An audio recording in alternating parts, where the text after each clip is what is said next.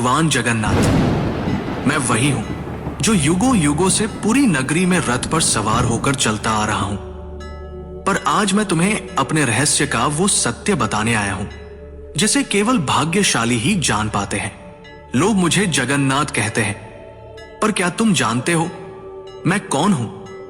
मैं वही हूं जो द्वारका में श्री कृष्ण था, वही जिसने अर्जुन को गीता सुनाई, वही जिसने राधा के प्रेम को साक्षात ईश्वरत्व में बदल दिया, वही जिसने अधर्म के सामने धर्म को विजयी बनाया।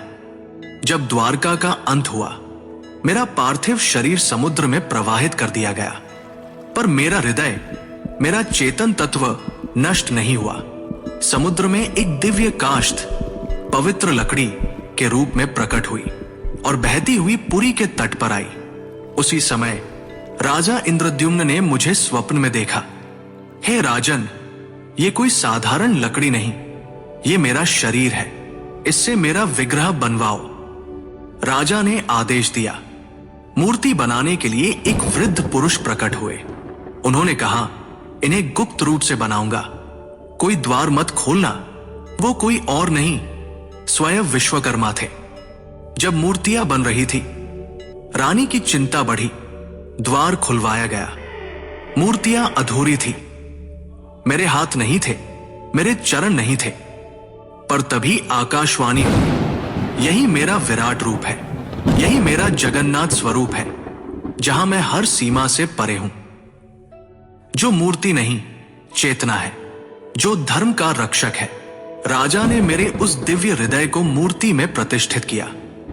वो हृदय जो श्री कृष्ण रूपी मेरी चेतना का केंद्र था, वो आज भी मेरी मूर्ति में वास करता है।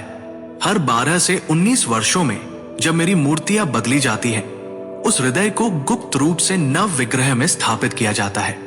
कोई उसे देख नहीं सकता, कोई उसका वर्णन नहीं कर सकता, क्योंकि वो हृदय भौतिक नहीं, दिव्य है। मैं वही हूं जो कृष्ण है, विष्णु है और फिर भी सबसे परे है। मेरी आंखें गोल हैं क्योंकि मैं हर दिशा में देखता हूं।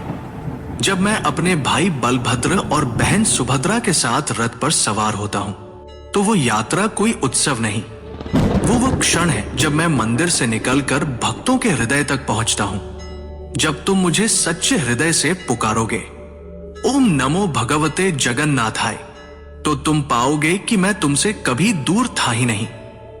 मैं वही था तुम्हारे भीतर, तुम्हारी चेतना में। मैं हूं भगवान।